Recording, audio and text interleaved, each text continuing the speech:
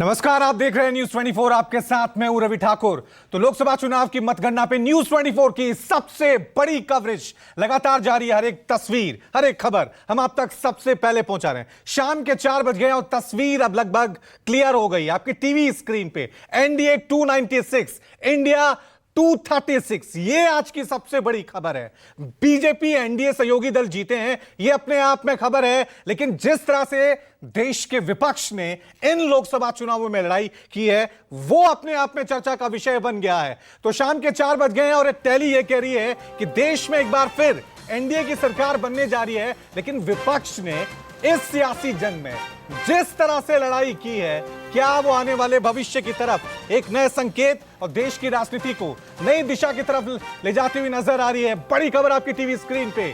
कन्नौज में अखिलेश 1,17,000 वोटों से आगे चल रही है। बड़ी खबर, बिग ब्रेकिंग न्यूज।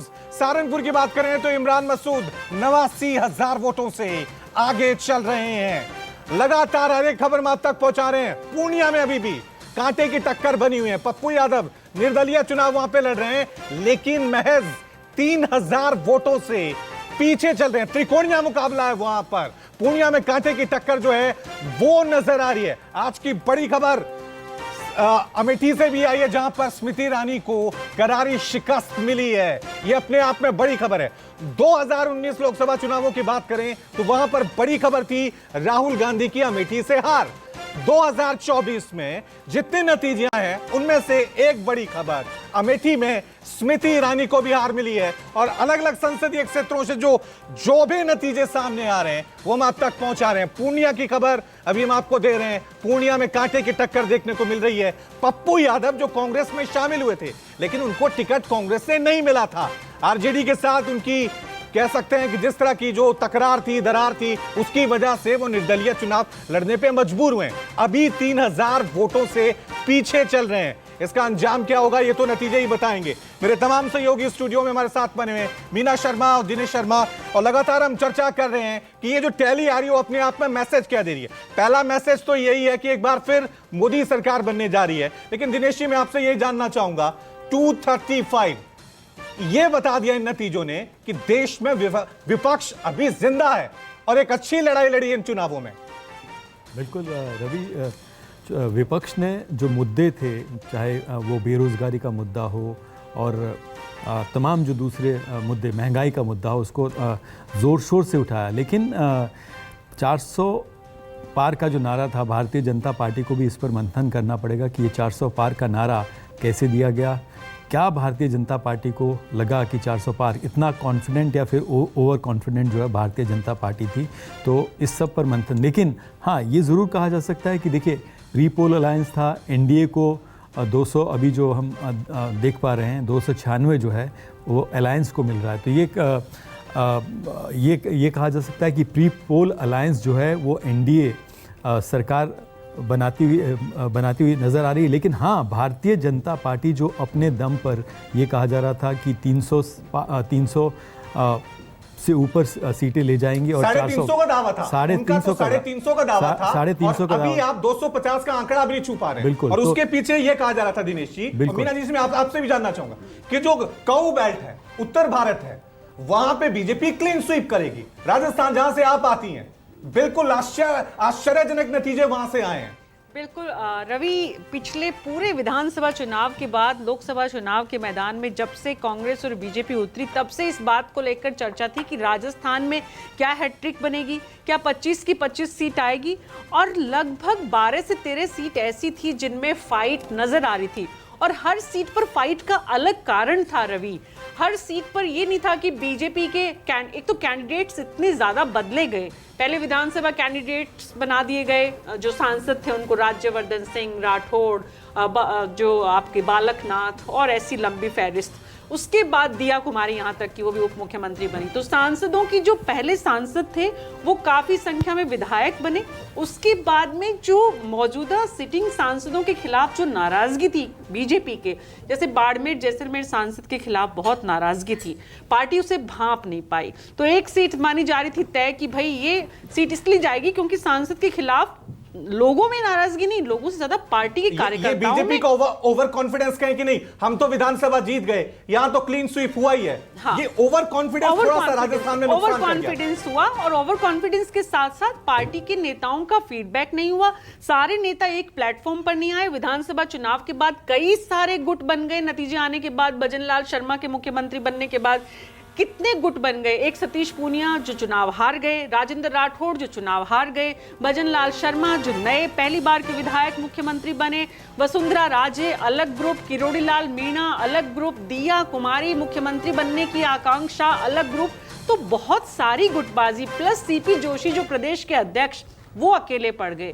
तो आलाकमान के पास ऐसा फीडबैक का सिस्टम था ही नहीं कि पार्टी के सभी नेताओं को एक मंच पर लेकर कोई बात हो पाती। ये बड़ा कारण रहा। भरतपुर उत्तर भारत में अगर कहें, राजस्थान ने चौंकाया है सबसे ज्यादा। यूपी में बीजेपी को यहां पे कह सकते हैं कि करारी शिकस्त ही कह सकते हैं। इंडिया अलायंस अभी भी बीजेपी और एनडीए अलायंस से आगे चल रहा है, 40 सीट, एनडीए 39 सीट, जहां पे बीजेपी का दावा था कि हम तो 80 की 80 सीटें बड़े आराम से जीत लेंगे। एग्जिट पोल और तमाम विश्लेषक इसी तरफ इशारा कर रहे थे। हमारे साथ बीजेपी की तरफ से शिवम त्यागी भी बन गए और कांग्रेस की तरफ से साधना भारती भी, और साथ में थोड़ी देर में हमारे साथ शिवसेना उद्धव ठाकरे गुट से आनंद दुबे भी इस चर्चा में स्टूडियो में शामिल हो जाएंगे।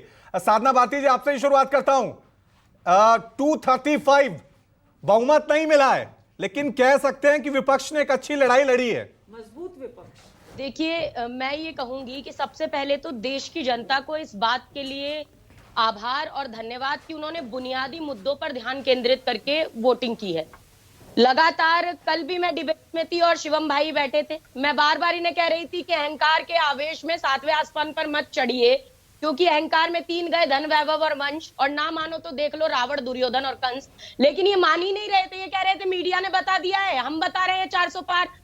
तो मोदी जी भी अहंकार के आसमान में 400 पार का नारा लगा रहे थे, इनको परमपिता परमात्मा का देवदूत बता रहे थे। लेकिन लोकतंत्र की जनार्दन जनता ने मोदी जी को आईना दिखाया है और नफरत, द्वेष, घृणा की राजनीति से दूर रहने का सबक भी भाजपा को सिखाया है। साथ ही मैं बताना चाहूंगी, सर्व समाज सहित जो हमने जन कल्याण के लिए और सामाजिक न्याय के लिए जो आवाज उठाई थी, जातिगत जनगणना की, महंगाई की, बेरोजगारी की, उस आवाज का साथ इस बार जनता ने निभाकर दिखाया है। दूसरी बात मैं अवश्य कहूंगी, भले पहले राउंड में मोदी जी पीछे रहे हो, लेकिन ये दिखाता है कि नरेंद्र मोदी जी की छवि पहले की तरह प्रभावी तो अब बिल्कुल नहीं रही है। और दूसरी बात, भारतीय जनता पार्टी का जो अहंकार था उसको चूर चूर के एक बात जरूर जोड़ना चाहूंगी। साधना जी, इसमें कोई दो राय नहीं है कि बीजेपी का ग्राफ जो है इन चुनावों में डाउन हुआ है। लेकिन हम देख रहे हैं ये जो विपक्ष का जो आंकड़ा 235 पहुंच रहा है, इसके पीछे सबसे बड़ा योगदान किसका है? ममता बनर्जी, वो वहां पे अच्छा प्रदर्शन कर रही हैं। वहां महाराष्ट्र, वहां पे शिवसेना ने अच्छा प्रदर्शन किया है, एनसीपी ने अच्छा प्रदर्शन किया है। कांग्रेस, मध्य प्रदेश, वहां पे आप आंकड़ा नहीं खोल पा रहे हैं। हिमाचल प्रदेश, वहां पे आप 0 पे रहे हैं। पंजाब का आपकी परफॉर्मेंस अच्छी हुई है, लेकिन दिल्ली में फिर आप खाता नहीं खोल पाए। ये तो कह सकते हैं अगर ये स्टेट आप जीत लेते तो आज ये तस्वीर कुछ और ही होती। नहीं, बिल्कुल ये बात सही है। अगर वो स्टेट्स जीत लेते तो तस्वीर बिल्कुल और ज्यादा बढ़त में होती और अच्छी होती। इस बात से मैं बिल्कुल डिनाई नहीं कर रही। लेकिन ये बात तो आप मानेंगे ना कि भाई इंडिया गठबंधन की तो हमने जो मजबूती से अपने को चुनाव में रखा और जो बार बार 400 पार इसका जुमला टूटा। एक बात मैं जरूरी जोड़ना चाह रही थी, मोदी जी ने बार बार ये कहा कि यूपी के 2 लड़के क्या कर लेंगे, और उस समय भी मैंने ये कहा था कि यूपी के 2 लड़के ही थे जिन्होंने रावण और कंस के अहंकार को चूर चूर किया था। भगवान राम जी ने रावण का संहार किया और कंस का संहार किया था भगवान श्री कृष्ण ने, वो भी यूपी में ही जन्मे थे। और इस बार यूपी के ही 2 लड़के हैं जिन्होंने मोदी और शाह, जो 2 आकार काका है भाजपा के, उनका अहंकार चूर चूर तो कर दिया है। अब इतना तो समझ में आ जाना चाहिए। तो इसीलिए मैं कह रही थी ना शिवम भाई, इसीलिए कहते हैं अति आत्मविश्वास बहुत ज्यादा अच्छा नहीं होता। ठीक है, कल आप मानने गए थे, आज मानना पड़ा है। मैं शिवम से जवाब ही लेता हूं। शिवम त्यागी जी, ये तो तय हो गया कि एनडीए बहुमत के साथ सरकार बनाने जा रहा है, लेकिन इस बार अगर बीजेपी अपने नंबर पे बहुमत हासिल नहीं कर पाई है, उसके पीछे सबसे बड़ी वजह है यूपी में आपको जो जिस तरह के नंबर आए हैं, अभी भी इंडिया अलायंस आपसे आगे चल रहा है। 40 का आंकड़ा और 39, मतलब बहुत कांटे की टक्कर चल रही है। तो क्या ये माने यूपी में थोड़ा सा असेसमेंट आपका गलत रहा? जी जी जी नहीं, एब्सोल्युटली। मैं सिर्फ एक चीज़ कहना चाहता हूँ, जाहिर है कहीं ना कहीं इवैल्यूएशन करने की ज़रूरत है, लेकिन मेरी बहन इतना ओवर कॉन्फिडेंट, अहंकार टूट गया, ये टूट गया, वो टूट गया। अकेले भारतीय जनता पार्टी की सीटों के सामने पूरे इंडिया अलायंस की सीटें बराबर नहीं है। अभी भी भारतीय जनता पार्टी ज़्यादा है, 42% वोट शेयर लेकर बैठे हैं भारतीय जनता पार्टी अभी भी। तो कृपया करके जो ये बातें हैं इनका कोई, प्लीज आप इनको रोक दीजिए, मैं इनके बीच में नहीं बोला। ठीक तो ठीक है, please, एक आप एक करके अपना साधना fact बात check कीजिए, एक एक करके। कहीं नुकसान हुआ है एब्सोल्युटली इसमें, कहीं आप प्लीज आप इनको रोकेंगे क्या? रिक्वेस्ट है। हाँ तो ठीक है, भारतीय जनता पार्टी 400 नहीं जीती, एनडीए सरकार में मोदी जी प्रधानमंत्री बन गए, आप इसी खुशी के साथ जीते रहना कि हम 400 पार नहीं कर पाए। ये मत देखना कि आप 15 साल में लगातार फिर से 100 भी पार नहीं कर पाए। पहले 10 साल भी 100 नहीं पार कर पाए, इस बार भी एज अ कांग्रेस 100 नहीं पार कर पाए। रही बात हमें मतलब जज करने का, यस कहीं कोई दो राय नहीं है। अभी के जो ट्रेंड्स है उसको देखते हुए कहीं ना कहीं ऐसा जरूर है कि जो सीटें जो हम एक्सपेक्ट कर रहे थे उतना नंबर नहीं आया, लेकिन कंफर्टेबली एनडीए मेजॉरिटी कर रहा है। और आने वाले समय में अभी भी बहुत सारी ऐसी सीट्स हैं जहां पर 10,000 से ज्यादा, अप्रोक्सीमेटली यूपी में 12 सीट्स अभी भी ऐसी हैं जहां पर 10,000 ज्यादा से कम मार्जिन है, जहां पर और भी देश में ऐसी सीटें हैं। मैं मानता हूं कि और कुछ समय बाद जो है वो अपने आप में क्लैरिटी आ जाएगा। मैं पूरे तरीके से लेकिन ठीक है शिवम जी, जो है शिवम त्यागी और एनडीए सरकार एक मैसेज जो है, एक मैसेज क्लैरिटी के साथ जनता ने यह दिया है, और वो एक मैसेज दिया है महाराष्ट्र से, और दूसरा जो हिमाचल में बाई इलेक्शन हुए। हिमाचल में जो बाई इलेक्शन हुए शिवम त्यागी, वहां पे तोड़फोड़ की राजनीति हुई थी। जो कांग्रेस के विधायक टूटे थे वो बीजेपी में शामिल हुए थे, लेकिन उनको जनता ने नकार दिया। महाराष्ट्र में दो पार्टियों की दो फाड़ हुई थी, एनसीपी की दो फाड़ हुई थी, शिवसेना की दो फाड़ हुई थी, लेकिन अभी नतीजे क्या कह रहे हैं? जिन पार्टियों ने दो फाड़ की थी उनको मैंडेट नहीं मिला है। तो बीजेपी ने जिस तरह की पॉलिटिक्स पिछले 3 से 4 सालों में खेली है या चली है रणनीति, उसको जनता ने एक्सेप्ट नहीं किया है। नंबर आपके पास है, बहुमत आपके पास है, लेकिन 4 साल जो आपने रणनीतियां चलाई हैं, तोड़फोड़ की राजनीति की है, उसको जनता ने एक्सेप्ट नहीं किया। ये नतीजे बता रहे हैं। तो किसको एक्सेप्ट किया फिर? जो केजरीवाल पैदा ही कांग्रेस के सामने हुए थे, जो जिनकी पैदाइश ही कांग्रेस के अगेंस्ट हुई थी, वो साथ मिल गए, वो 235 पर बैठे हुए हैं। जो जिस लेफ्ट ने ममता बनर्जी को डंडों से पीटा था, वो दोनों साथ मिल गए, वो मिलकर 235 पर बैठे हुए हैं। जिस कांग्रेस के खिलाफ वो लोग पैदा हुए थे, वो मिलकर 235 पर बैठे हुए हैं। और जिस एकनाथ शिंदे को जो आप साथ लेकर चले थे, साथ खड़े हुए, जिस एकनाथ शिंदे को आप साथ लेकर चले थे, वो 2 से 3 सीटों पे टिके। उद्धव ठाकरे की पार्टी आगे चल रही है। नहीं चाहते आप, बोलने नहीं देना चाहते हैं। नहीं तो मैं काउंटर कर रहा हूं बस। फिर भी एनडीए 296 पे है मित्र, मैं वही कह रहा हूं आपको, इसमें कहीं कोई दो राय नहीं। काउंटर कीजिए, लेकिन मैं सिर्फ आपको एक चीज कहना चाह रहा हूं कि एक्सेप्ट किसको किया? Bharatiya Janata party with NDA 296 है, बाकी के जो सारे मिले वो 235 है। एक्सेप्टेंस किसकी है? राज्य बेसिस पर अगर आप जाते हैं, हाँ कहीं ना कहीं चीजें दिक्कत रही है। दूसरी एक और चीज, ठीक है आनंद दुबे शिवसेना उद्धव ठाकरे गुट से हमारे साथ जुड़ गए। आनंद दुबे, महाराष्ट्र की लड़ाई